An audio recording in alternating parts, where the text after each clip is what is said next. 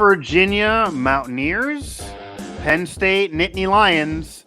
The 2023 college football season is finally here. That's right. West Virginia and Penn State will kick off the 2023 season from Beaver Stadium, NBC national TV, and they're renewing an old rivalry. We'll talk about whether or not it's actually a current one or means anything now, but nonetheless, two historic programs, one with some major expectations this year to maybe claim a national championship. But it's been a long time since that program's claimed, as Penn State's really hoping for the playoff, maybe playoff or bust this year, and West Virginia just looking to get back in the right direction to ever get back to glory in the first place. I'm Mike Asti, and I am going to be joined by Joe Smeltzer as we are going to talk West Virginia, Penn State here for the Sports Now Network's preview show of by far our biggest game of week one. So, Joe, happy to be aboard. Happy to be talking with you. Season's finally here. The summer is over. It is basically fall because football is here. And you've been taking the temperature of Penn State all through camp, all through the off season to now.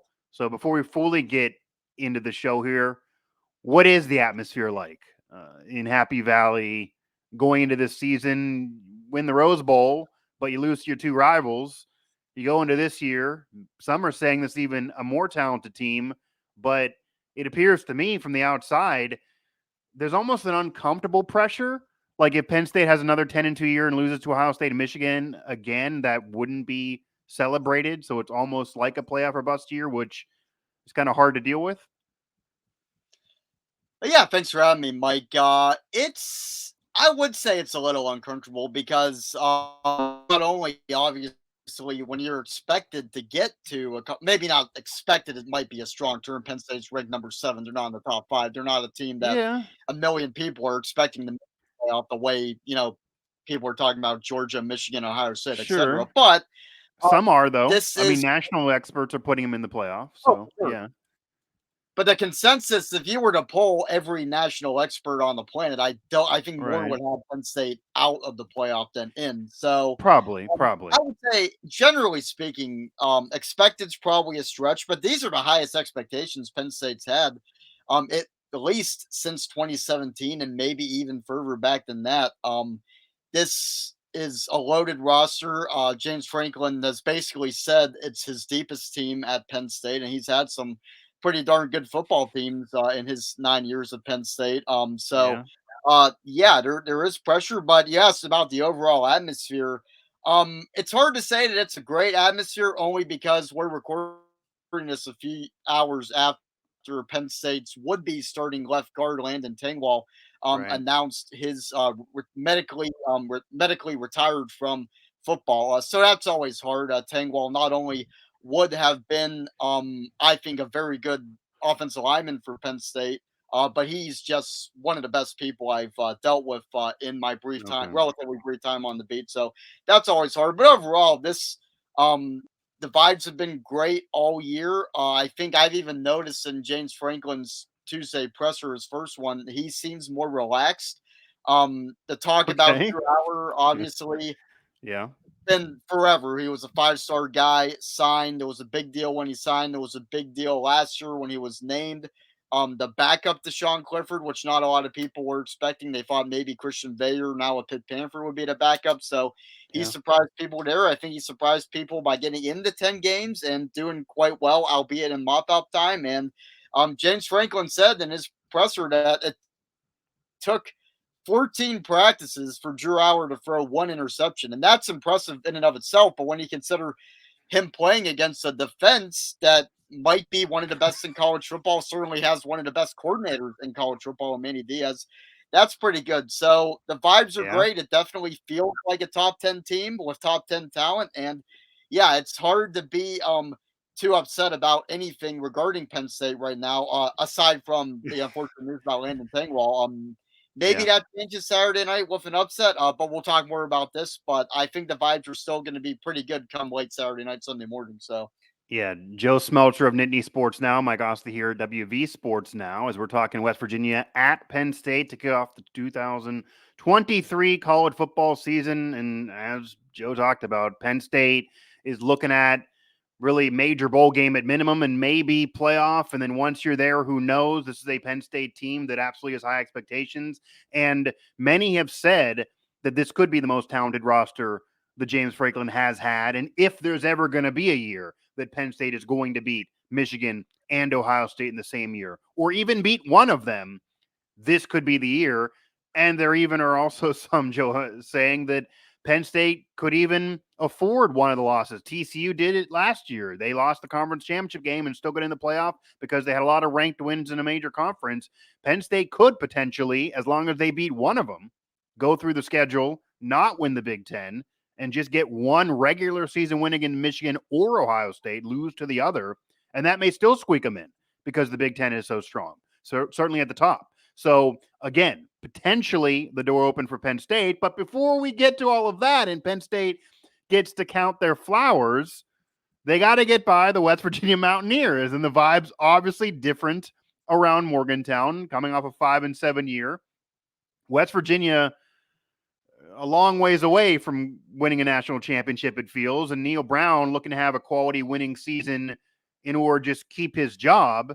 And that whole debate is basically surrounding this program and what those expectations really should be. A really, really tough schedule for West Virginia that obviously does not get easy to start out. And Neil Brown has been quoted. He's actually said this. I've counted now 3 straight press conferences, Joe. He said the exact same quote when he watches film.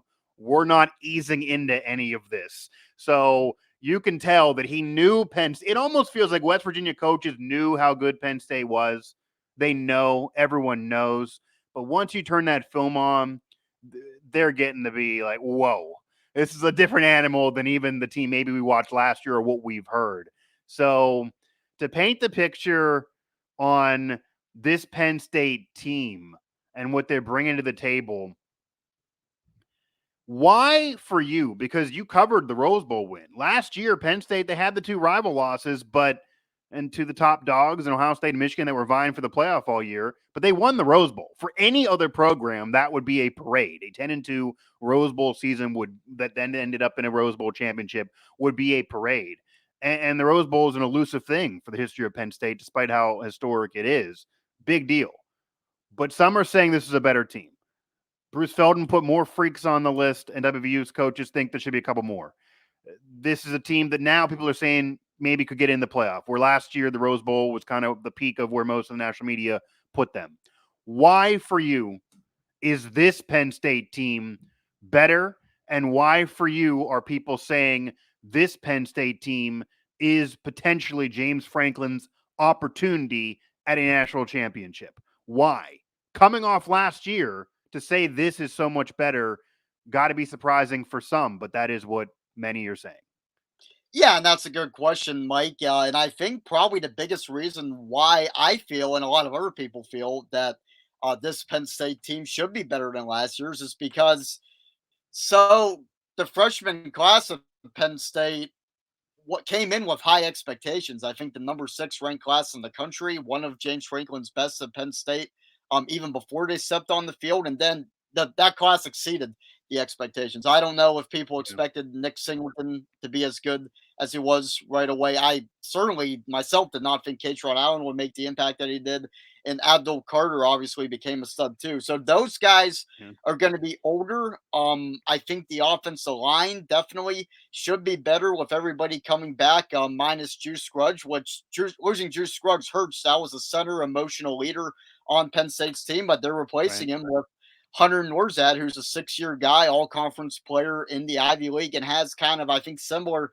leadership qualities to Juice Scruggs. So I think, obviously, losing Tangwall hurts, but I think JB Nelson, a Pittsburgh guy, should do a pretty good job replacing him at left guard. The line should be better. And then the obvious, I mentioned the freshman class, Nick Singleton, Katron Allen, Abdul Carter, they're going to be not only a year more experience, but they have an extra year training in a college weight program. So they're going to be stronger. Yeah. They're going to be, the cliches are going to be faster, stronger, better. That should apply to all of them. They were already so good last year. And then the crown jewel of that class, never started a game, and he'll be starting a game. And if Drew Aller is anywhere close to what people think he could be, he'll be better than Sean Clifford. And I think he'll be better than Sean Clifford by the end of his first year if he can at least approach those expectations. So, Yeah.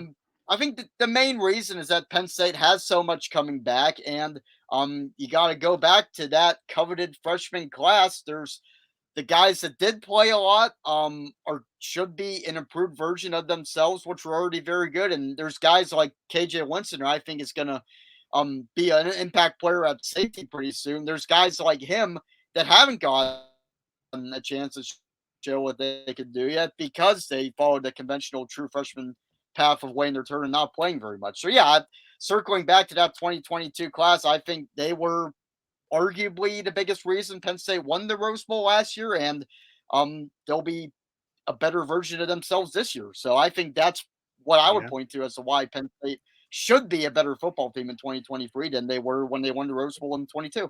Yeah, and it also is possible this is a much better and more talented Penn State team that ends up with the same record because the teams that they are trying to beat that they can't seem to climb that mountain over top of in Michigan and Ohio State also are bringing tons of talent back and also are expected to be very, very good as well, and they also expect to be in the playoff. But that's kind of the issue when you're Penn State. You want to shoot for the stars, but there are a couple programs that have been above you that are currently above you, but we'll see where Penn State goes. And it also feels like to me that a lot of this also points to the quarterback. Because even though Sean Clifford ended up winning a Rose Bowl, you cap off your career really the best way you can, and it was a successful college career. He got looked in the NFL. You know, who knows? He's not going to probably have a great pro career, but he'll make some money potentially, maybe play elsewhere in another league. But nobody ever really, it seemed like, felt confident enough that Sean Clifford could win you a national championship like they now do with Aller. And it almost feels like that the inexperience, the practices, the 60 pass attempts or whatever it is going into week one is maybe the only thing holding people back from saying this Penn State team actually should be a Big Ten favorite, that you just don't know at QB because no interceptions at practice is great, but until you get into a big game, the bright lights, you don't have your answer on how he's actually going to play in that environment that's going to happen repeatedly throughout the year in the Big Ten. And that's the only thing that almost does equalize this game a little bit for me, Joe. And obviously Penn State is heavily favored, as they should be. But West Virginia is going into this game off a quarterback battle. Garrett Green is going to start for West Virginia. Aller's going to start for Penn State, even though Neil Brown and James Franklin haven't said this as we're recording this show. And Garrett Green's a little bit more seasoned in terms of being around the program longer. He lost out to some veterans where West Virginia brought in transfers, Jarrett Dagey, JT Daniels in the past. They weren't really battles. You're paying a guy as a transfer, you're clearly going to play him. And Garrett Green wasn't ready. But now it appears he's going to be the guy and he is ready. He actually got big moments. Aller hasn't had this. Garrett Green had big, they only won 5 games overall, but the wins they did have were pretty big for the program. He came in against Oklahoma and won the first game for the Mountaineers ever beating Oklahoma since they were both in the Big 12. Beat Oklahoma State, what hadn't happened in a long time either. You know, down years for those programs, but still he felt atmosphere, the bright lights, fourth quarter and won games. And that maybe could give West Virginia a little bit of an advantage in terms of dealing with that, even though he has certainly not dealt with what he's going to see at Beaver Stadium. Is there any validity or concern in terms of, you know, yes, he's a 5-star kid, but what if? Like, how do you think James Franklin would handle that? Do you think there would be a quick hook by any means if he throws 2 picks that are run back in the first half because they don't want to let this, you know, a game they should kill get away from him? Or is he just the guy that James Franklin's going to ride with and they kind of have to go in praying he's going to be dominant in a big game when they don't know as a starter? Yeah, so I can't really see a hook because looking at the rest of Penn State's quarterback room, you have Bo Yeah, Pribular, who came in at the same time as Drew Allers, going to be facing the same uh, whatever drawbacks come with inexperience with Drew Aller. It's going to be even worse for Bo Pribular because he didn't play at all last season. And then the sure. first Yeah. string is a true freshman and Jackson Smollett, same type of deal. So I don't think there's going to be a hook.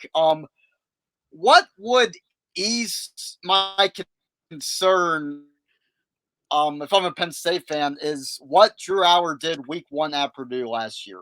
You look at the stat line, he went 2 of 4 for 26 yards, but he came in a tight situation, if I'm remembering it right. Penn State was up by 4 in the second half on the road, so playing under the bright lights with Yeah. people cheering against him and not for him.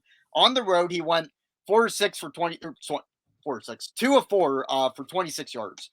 That doesn't sound like much, and it wasn't much, but he looked very calm. That's having been there. He looked like he knew what he was doing, which is huge for a true freshman. And second, he threw a ball to one of the tight ends, Tyler Warren, that was dropped, but it was his best throw tonight, and it was a throw that Penn State fans shared the video of, and it would have been a first down. So had Warren caught that ball, that Penn State would have kept that drive alive, and then Yeah. who knows? It could have led the team to a field goal and put them up by 10, or led them to a touchdown. And boy, if Drew Hour had led Penn State to a touchdown coming in, all that hype would have been accelerated. And, who knows what would have happened on what was then Twitter. But yeah, I think what I Right. saw last And year it was was a really good Purdue proud. team, to be fair. I mean, obviously, with now the Yeah, division format absolutely. gone, they probably wouldn't be in the Big Ten title game if you do the season all over again. But still, a quality Purdue team. It wasn't like you're playing, an FCS and doing that. Yeah. Yeah, and that's the biggest sample of Drew Hour playing in a tight game, because every time he Right. got in, Penn State was up by a million points. So Yeah. hard to judge much off of garbage time. But yeah, I think from what I know about Drew Hour, from talking with him, from talking with people about him, he is the type of guy that will not shy away from a big moment. He has a fire that a quarterback needs to have. But Okay. at the same time, he's laid back enough to where he's not going to get scared. He's going to do his job, and whoever's watching him is going to watch him. That won't phase him. There's going to be some nerves, because if you're not a little bit nervous coming in, like, what are you doing? Like, playing in front of 100,000? But I think Yeah. Drew Hour has that coolness that you want out of a quarterback, and obviously the physical attributes, the big arm, all of that too. So, in short, I wouldn't worry too much about it as a Penn State fan, especially when you have maybe the best running back duo in the Big Ten, if not college football. So, There you go. That was how I was maybe going to segue. Joe Smeltzer here, Nittany Sports Now, like Asti WV Sports Now. We are previewing West Virginia at Penn State to kick off the 2023 college football season. NBC televised, obviously a rocking atmosphere at Beaver Stadium with 100K plus. Now, you mentioned if Drew Aller's worried in any way, you got a lot of running backs to, hand the rock to. So is that the strategy for you? Even if Aller feels comfortable and it's going well and he has an arm for sure, but especially in a game like this where you're a heavy favorite, do you feel like James Franklin's going in thinking, okay, we don't want our quarterback to kill us. We'd love to have a big player too. He is inexperienced. We got 4 horses. We're going to feed him the rock. We're going to get up. We're going to pound it. And then we're going to go on to week 2. Like, is this going to be a run heavy, rely on the running back? Because Penn State's weakness, I was actually just appearing on a show earlier today, and the host of that show told me that the only weakness he can think of for Penn State is the receivers, which included actually some receivers on West Virginia that almost became Nittany Lions, and Devin Carter, a veteran, and Rodney Gallagher, a freshman. I would imagine Penn State would love to have both of them, and they'd probably feel like they'd walk to a national title. That is the weak spot. So do they just ground and pound, and then whatever Aller gives, as long as he doesn't hurt them, is great and just a cherry on the sundae? yeah, I think when I talk with Michael Robinson, who knows a thing or two about playing quarterback at Penn State, I talked with him at Big Ten Media Yeah. Days, and I asked him about Drew Hour naturally, and the last thing he said about Drew Hour was, as long as he doesn't turn the ball over, he'll be fine. So I think that's the mindset. I think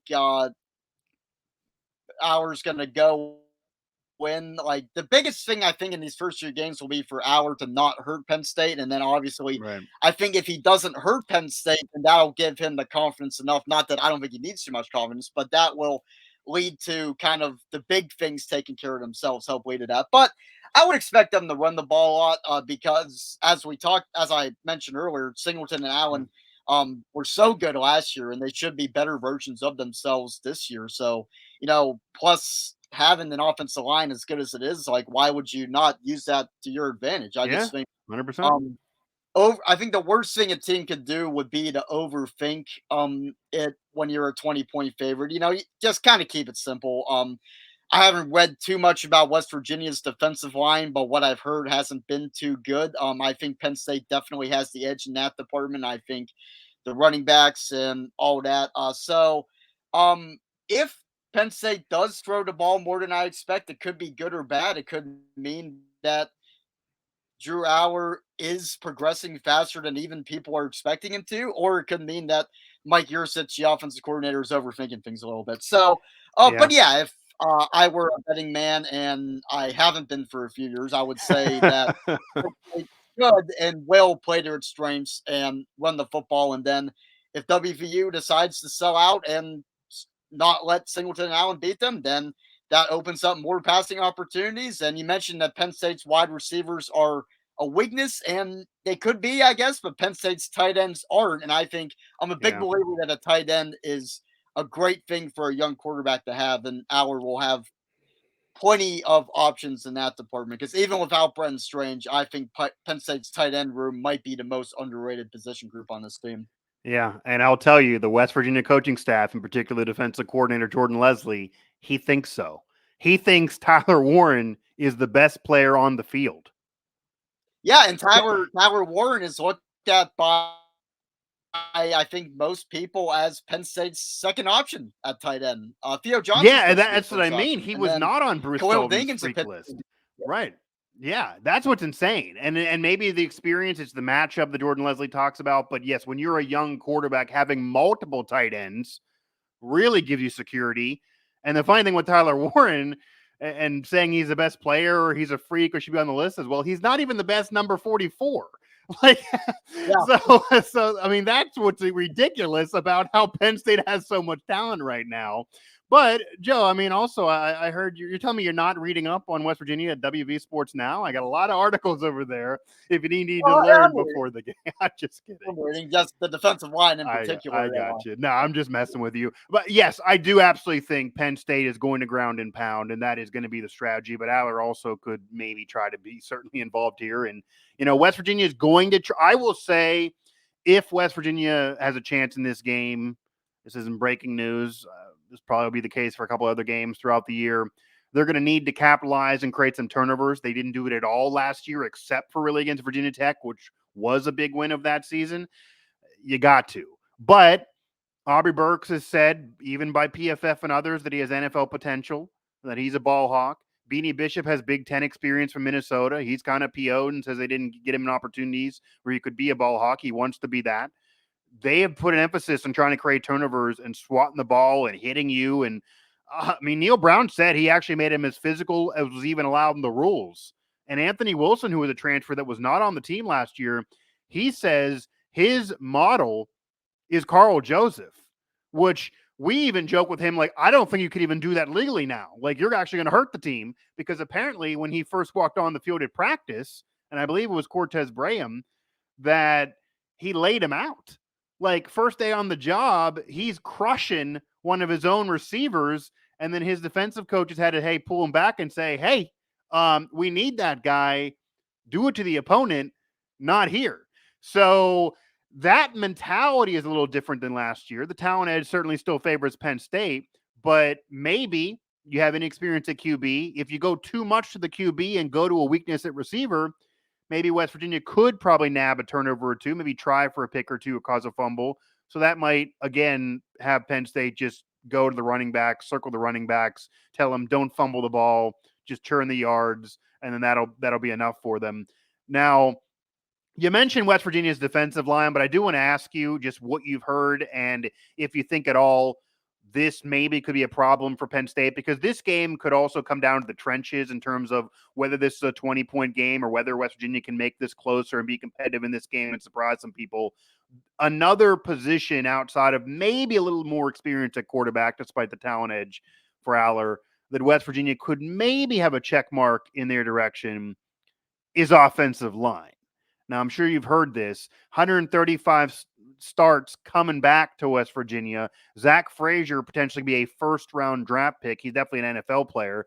Duck Nestor could be an NFL player. Wyatt Milam could be an NFL player. So by far. I mean, they have multiple players on Big 12 All-American lists, and this is for a team that was 5-7 last year, and it's because of the offensive line. They're also a run-heavy team, so they may ground and pound too with a series of running backs. In terms of the battle of the trenches, any conversation about West Virginia's offensive line and Penn State's awareness to their talent level? And could that be in any way a problem? Obviously, Penn State has studs all over the place, but if West Virginia's offensive line plays to their capabilities and wins that battle of the trenches, or at least competes in it, could that allow this game to get closer? Yeah, I think West Virginia's best chance is to kind of ride CJ Donaldson and hope Yeah. that they can have power over Penn State's defensive tackles. I think they're not. I don't think they're going to handle Chop Robinson and Adisa Isaac on the edges. I don't think Yeah. West Virginia has an advantage there. But defensive tackle, based on what we've seen the past few years of Penn State, with with the possible exception of PJ Mustipher, not a lot of guys in the middle of that front four have made too big an impact for Penn State. But something that was interesting to me, and I think this is big because it's about how West Virginia's offensive line is going to do against not really the front four, but the two in the middle. I think those are the two I would Yeah. focus on West Virginia. Those are the guys you got to beat.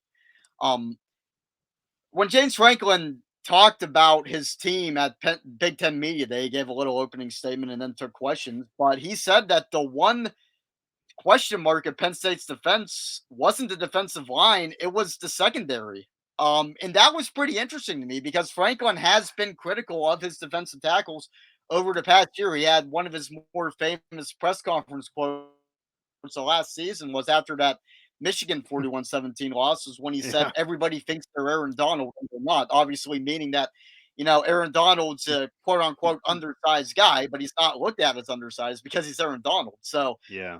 yeah, but Penn State, to kind of go off that, Hakeem Beamon, who some people think what Franklin said might have been a subtweet to Hakeem Beamon because he was starting at about 262 pounds, which is not too big. He's 280. He's in the 280s now. He's gained about 20 pounds over the offseason. So he's ready to go. I don't know if Penn State has a true impact threat at defensive tackle the way they have pretty much everywhere else. But you got Beeman, you have Jordan Vandenberg, who's more over 300 pounds, 310. I think Franklin pointed him out as maybe the most impressive improved player on Penn State's team. And I said impressive because we talked about the freaks list. He was number 15 in the nation on that freaks list. And he's the guy that's not going to start for Penn State. Yeah. So It's ridiculous. speaks well to Penn State's the Penn State strength training program. But aside from Vandenberg, you got Keziah Izzard, who I think has been impressive in the limited reps he's gotten. Devon Elise is entering his 5th year. He's an experienced guy. Zane Durant is entering year 2. He might be one of those class of 22 guys that takes a big leap. You got a lot at defensive tackle. So, even without that impact player, I think Penn State has enough options at defensive tackle to where maybe a guy's not getting the job done, they could sub in somebody else to get it right. And I don't know if anybody's going to be able to stand up to Zach Frazier because that's one of the best anywhere in college football. But they might be able to do enough to where CJ Donaldson doesn't run wild enough to give West Virginia a chance because I think he's going to have maybe not the game of his life, but he'll have to, I think, at least replicate what he did in the backyard brawl last year to really put it there in the Penn State. Yeah, and what West Virginia's fans would say here, and has been true following the program through the offseason and covering the team, CJ Donaldson is in better shape too. So he emerged at the backyard brawl. And Joe, I don't know if you know the story of CJ. He had never played the position prior to the backyard brawl. This man was listed as a tight end on the roster until like week 3. They didn't know what to do with him. And Pitt media, West Virginia media, I'm not even sure Narduzzi knew what was coming at him. Like nobody knew CJ Donaldson was that guy, was that dude until midway through that game. A lot in the press box. I was sitting there and you're seeing people turn me and whoa, like what's going on? And then unfortunately he dealt with injury after injury, the concussion, laying on the field in Austin. His season was never really the same, even though he actually was their leading rusher. over Tony Mathis, who's a veteran midway through the year, figuring he's now healthy and in better shape. Because Neil Brown talked a lot last year. Why weren't you giving him more touches? 15 touches a game. He just dominated the backyard brawl. He was the star player, even in a loss. Why not more touches? And he kept saying he can't handle it. He's not in good enough shape. He was right. He turned out being right. We'll see, because he's supposedly in better shape this year. But I don't know if you saw the tweet of mine or X post or whatever it is now that kind of went viral, because fans are upset that Chad Scott said that C.J. Donaldson is likely going to get 15 plus touches. And fans were like, you say he's in better shape. How is he not getting more touches now?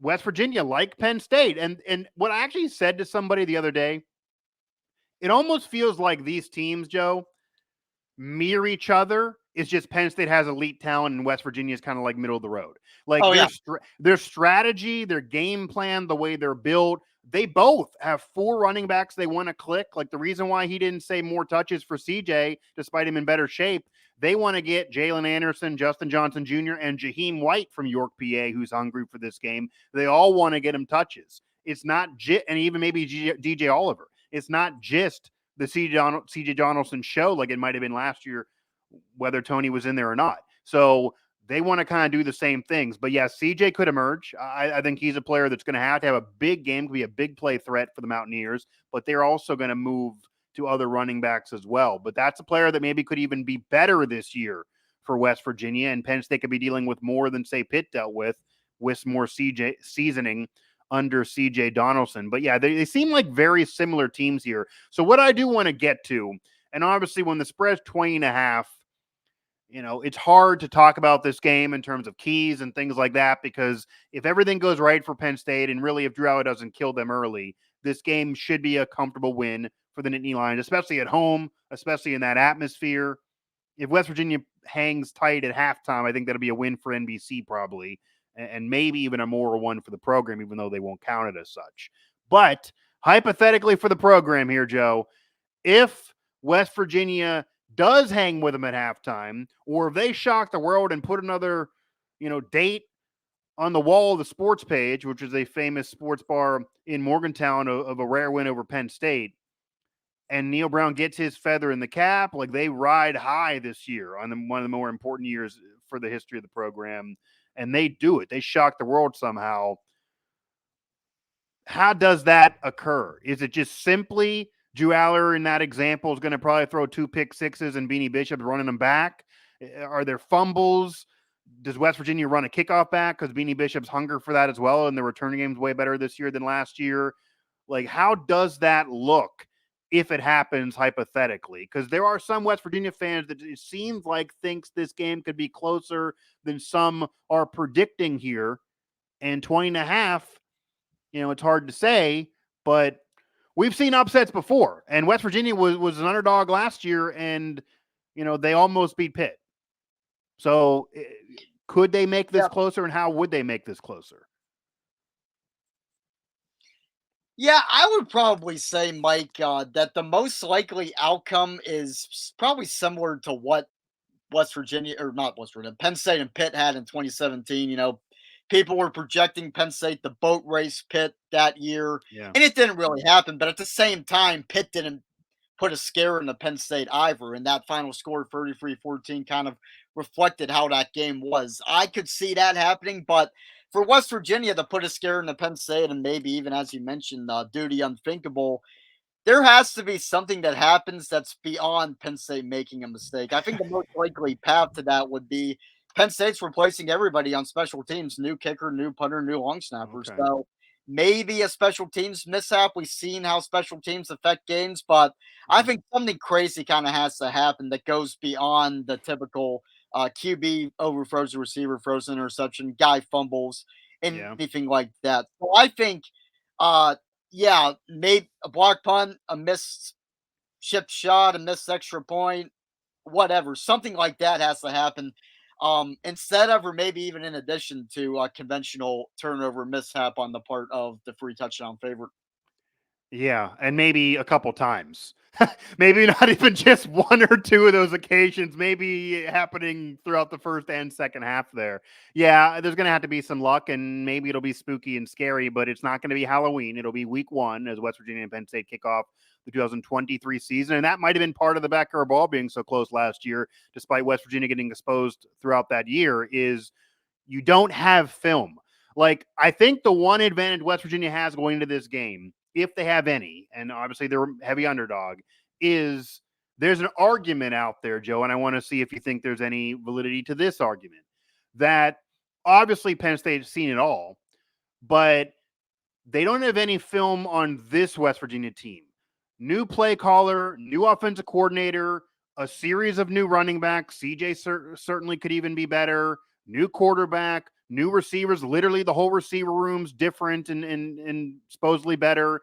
Defense may be deeper, they think, even though you lose Dante Stills. Certainly better in the secondary with more playmakers there. And the scheme is going to be more what great West Virginia fans remember of great Mountaineer teams of the past in terms of dual threat QB, run heavy team, getting more athletic. Last year was an air raid offense with a prototypical pocket passer to start off the year. They put points up, but it just wasn't Mountaineer football for some fans. They had great years with Geno and company, but this could be more of closer to what Pat White gave you or that Rasheed Marshall before him of a dual threat QB. And Garrett Green is very, very, very fast if he can get outside and get by some defenders and spark the offense that way, as long as he doesn't make mistakes when he does try to throw. So maybe the fact that this is week one and there's no film, is there any validity to the fact that Penn State, very, very good, going to face some good teams in the Big Ten, but it's possible they may not face something like West Virginia's throwing at them, and that could cause problems early in this game? Like they have a dual threat QB that runs a 4.5. Like, that is not something Penn State dealt with last year. I think that could go both ways, Mike. There is no film, and that could lead to some things happening that maybe people don't expect. I think, the saying is that a lot of wild stuff happens in week one, and part of that is because teams don't know what they're preparing for. But at the same time, people talk about how West Virginia, you mentioned new coordinator, new receivers, new personnel, different from a team that went 5-7. But when things come together and improve, it's very rare that it happens right away. And I think for all of this to gel right away, maybe this West Virginia seems better than last year. Maybe it's good enough to save Neil Brown's job. Maybe they win 7-8 games. But for so many new things that have gone in to work so well in the first game, I have a bit of a hard time seeing that. Whereas you look at Penn State and so many, there's same coordinators, same head coach, new quarterback, but a quarterback that has a year in the system. They've all played together, and I think the more experienced team probably has the advantage right away in week one. So, yeah, not knowing fully what Garrett Green can do, not knowing about these receivers, although Penn State should know a lot about Devin Carter since he committed to them. But that could lead, that could help West Virginia, but also at the same time, all of this new stuff has to work so well week one against a superior opponent in a stadium where 107,000 people are cheering for said opponents. So it's going to be tough. And James Franklin usually wins the games he's supposed to win. So it's going to be hard for West Virginia to, do too much, I think.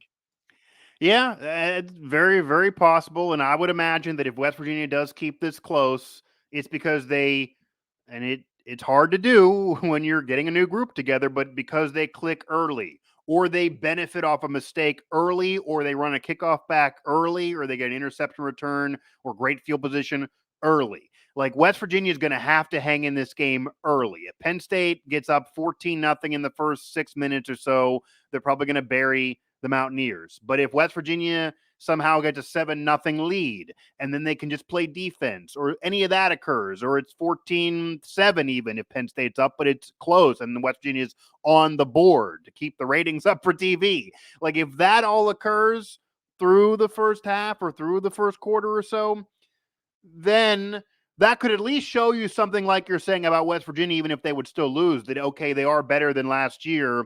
It's just they're playing the number 7 team in the country, or even have a chance to shock the world.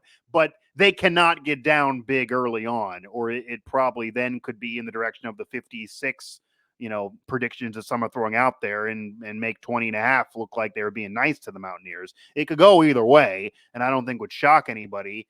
But this is a different West Virginia team, for better or worse, and it's a scheme that I think maybe makes more sense in the personnel. So we will definitely see. You mentioned some possible scores that have been thrown out there on games that could possibly be the result here.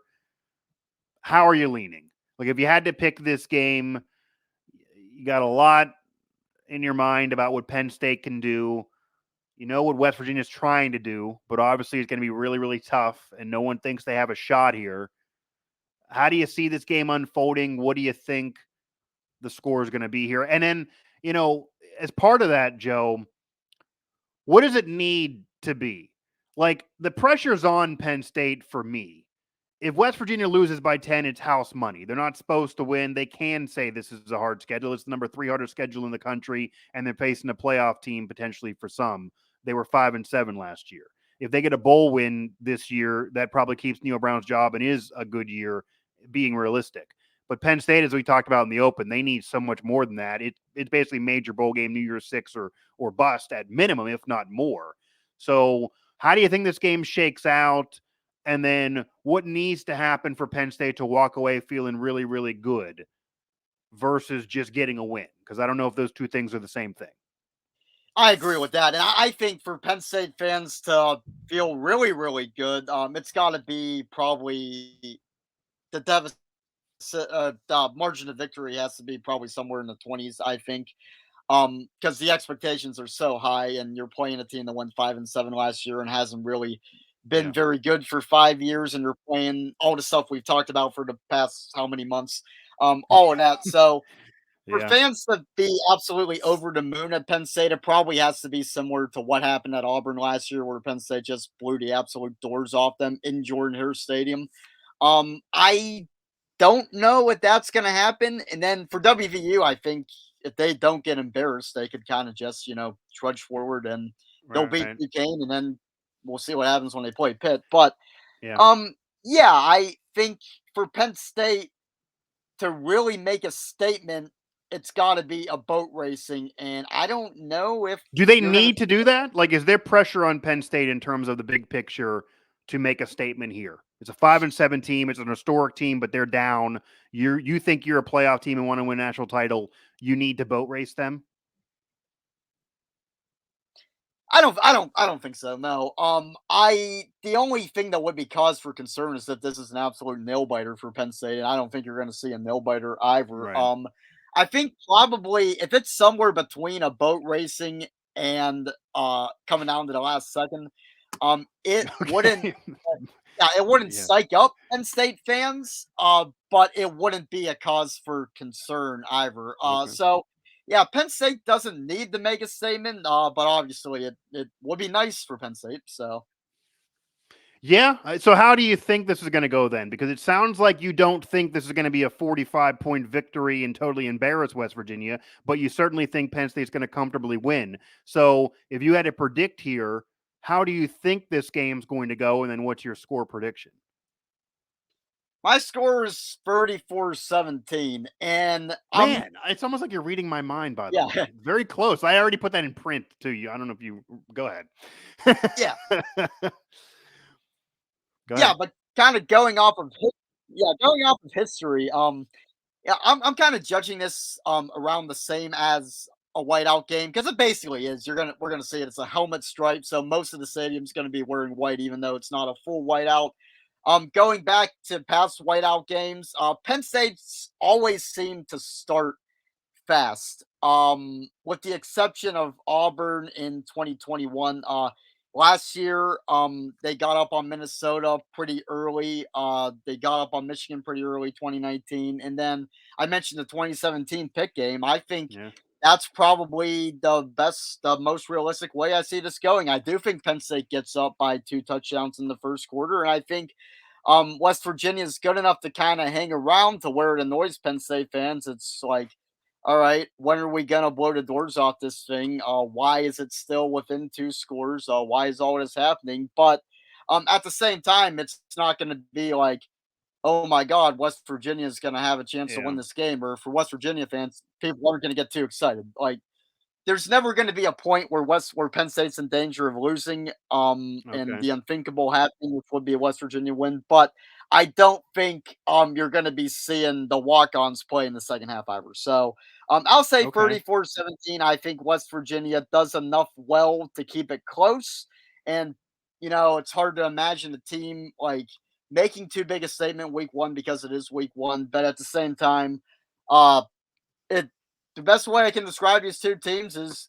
anything you can do, I can do better. West Virginia could run the ball well. Penn State runs the ball better. West Virginia has a good offensive line. I think Penn State has a better one. And I think even though Garrett Green's a little more experienced, I think Drew Aller certainly should be the better quarterback, if reports and Yeah. expectations are to be believed. So you're going to get somewhere between a laugher and a nail biter, and yeah, I think probably a 17-point margin. So Yeah. And that would of course beat the spread there right now at 20.5 as we're talking. And funny enough, I said you kind of read my mind or copied me. I put out there my prediction, or at least where it is right now, at 36-17. That's what I put yeah, in print. That's what I gave to even Penn State media. So 36-17, and I kind of feel the same way.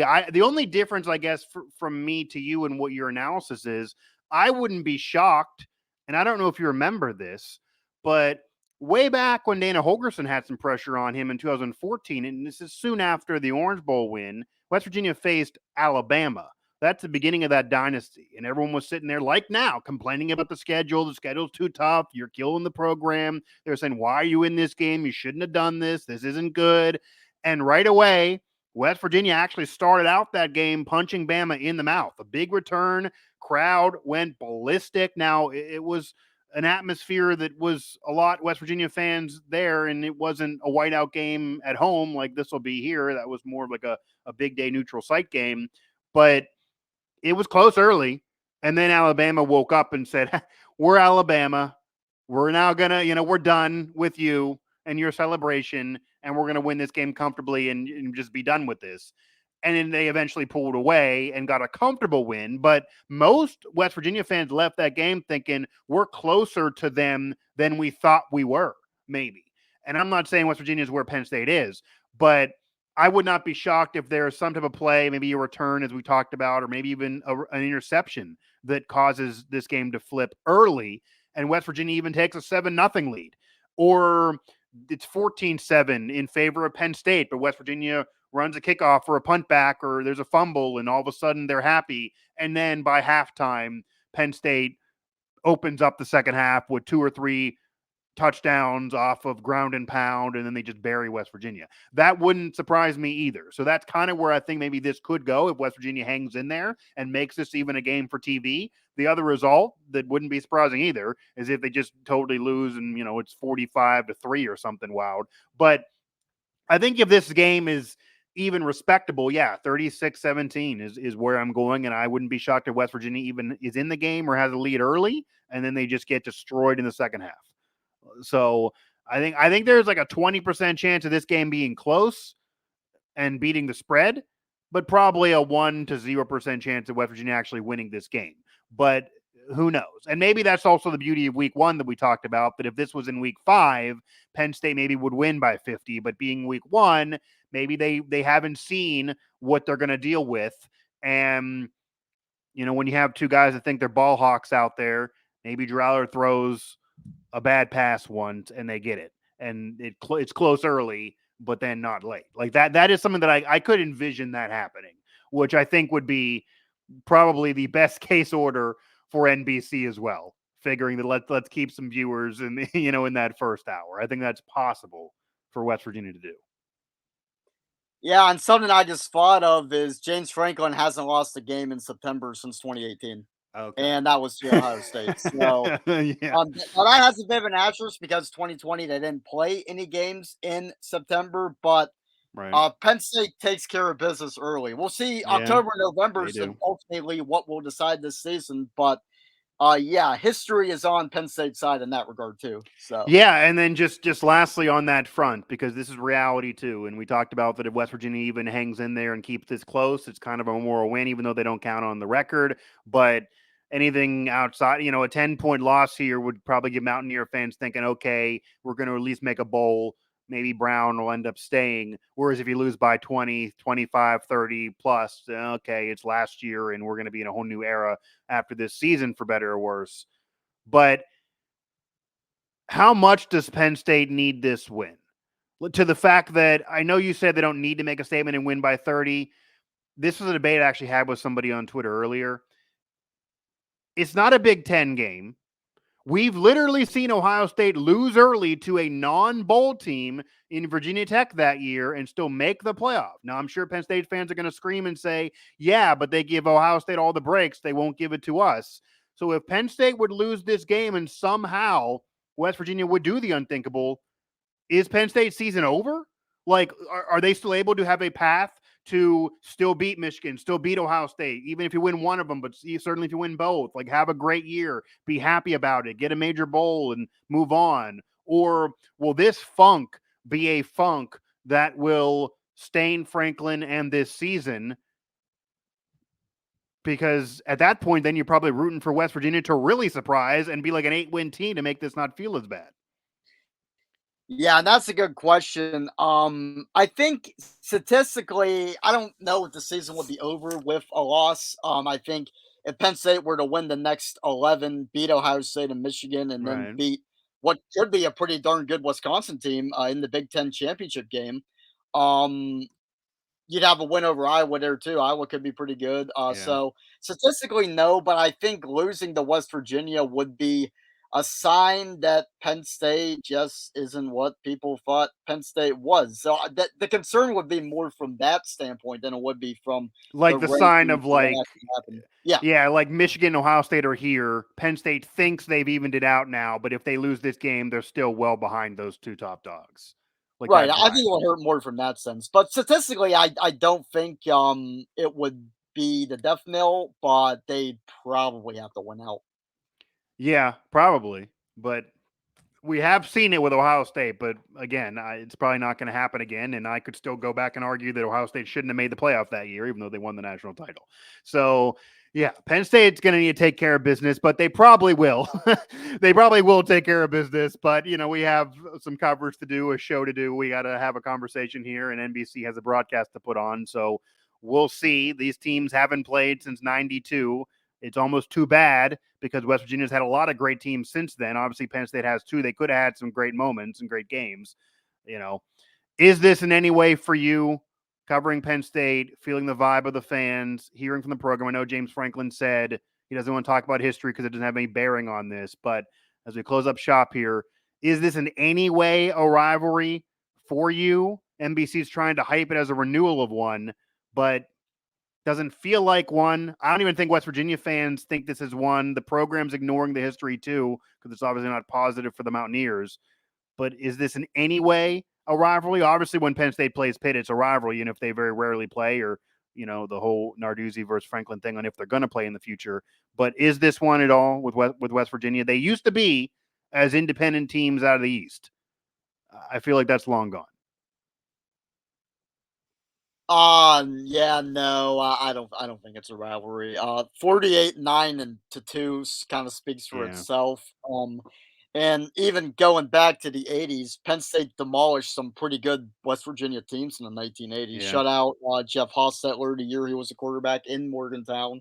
yeah, But yeah, I think I probably would compare it to Penn State's rivalry with Maryland, which I don't think that's a rivalry either, but Maryland fans hate Penn State. That's the team that, if you ever go to a Penn State Maryland game at what they call the Shell, or even a Penn State Maryland basketball game in College Park, you'll hear Yeah. all kinds of stuff that would not be G rated, we'll say that. But Sure. I don't think West Virginia fans really have a hatred towards No, Penn I don't State. think so. Obviously, West Virginia fans hate Pitt. Penn State Yeah. fans um they hate Pitt too, but they also hate Ohio State, Michigan, probably even Iowa is further along in the food chain of hatred than West Virginia would be. But Yeah. no, I don't think it's a rivalry. Yeah, Yeah, this I think 48-9. even if these teams play during the Pat White era, like even if this game renewed in 2007 or something like that when West Virginia was elite, I still don't think it's a rivalry because you hadn't played in so long. There's not a hatred amongst the fan bases. You probably got to go to people's grandparents in order to actually really remember some hatred back in the day. And yeah, it was pretty one-sided. So geographically, when you're within 3 hours, you can always argue a rivalry in college sports, and maybe it would be better. We might be having a different conversation if they would have played more often, and maybe they should have played more often, and that's something the programs can talk about. But because they didn't, because it was one-sided, because you missed a lot of the great Mountaineer teams that Penn State maybe would have had problems with, like if this was renewed again in 07 or even 2011, they might have had to, sweat about Pat White or Geno Smith.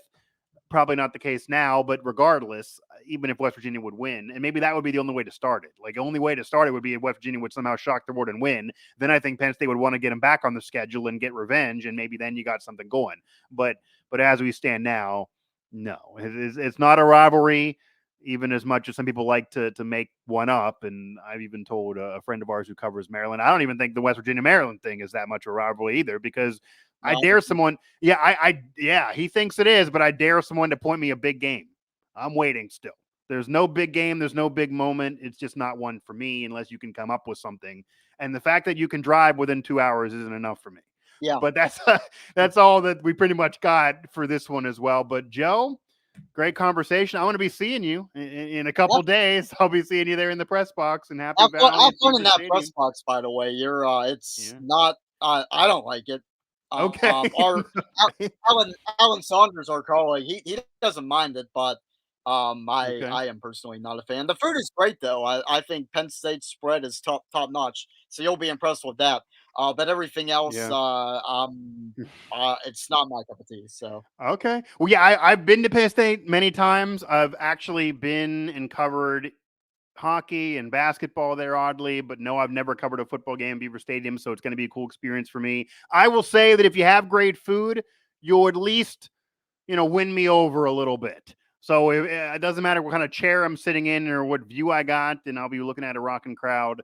If I got a nice spread in front of me, then yeah, that bumps you up some points. And Joe, I think kind of maybe that's where Alan's coming from too, because we had some conversations, and Alan's all about the food and press box spreads out there too. He's, years ago he told me like where the best spreads are in the region. So if you're saying the spread's great and Alan's a fan, probably why. But I understand. So Penn State, West Virginia, they're going to kick it off. It's going to happen Saturday night. It's going to happen on national TV, and we will see what the result is. Obviously, Penn State a heavy favorite. Can West Virginia do the unthinkable? Will Penn State make a statement en route to a magical year that has not been experienced around Happy Valley since the 80s? And can James Franklin maybe become a Hall of Famer if he gets that job done? All those questions will be answered and, slowly, but we'll start in week 1.